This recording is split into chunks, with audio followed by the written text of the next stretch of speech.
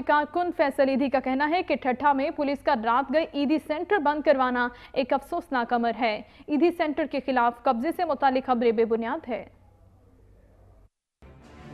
सिंध के शहर ठट्ठा में ईदी सेंटर खाली कराने के खिलाफ शहरियों ने एहतजाज किया, जिसमें फैसल ईदी ने भी शिरकत की। फैसल ईदी ने मकामी ताजिर बरादरी, सिविल सोसाइटी, वकला और मुख्तलिफ सियासी और समाजी तंजीमों के वफूद से मुलाकात की। मुख्तलिफ शोबाए जिंदगी से ताल्लुक रखने वाले अफराद ने फैसल ईदी को मुकम्मल ताउन की यकीन दहानी कराई। फैसल ईदी का कहना था कि रात गए पुलिस का सेंटर बंद कर देना अफसोसनाक है। 85 से सेंटर कायम था, 85-86 से 94 में जो है वो इसके कागजात बने हैं, तो ये भी जो है वो काबिल चैलेंज हैं और उस मुख्तियार कार के खिलाफ भी कार्रवाई होनी चाहिए जिसने ये कागजात बनाए, क्योंकि उसको पता था कि यहाँ पे सेंटर मौजूद है, तो इसके कागज वो किसी और को क्यों बना के दे रहा था। उन्होंने कहा कि ठट्ठा में ईदी सेंटर 1985 से कायम है, जबकि 1984 में हमें अराजी के मालिकाना हकूक दे दिए गए। हम अदालती फैसलों का एहतराम करते हैं, अदालत जो भी फैसला करेगी कबूल करेंगे।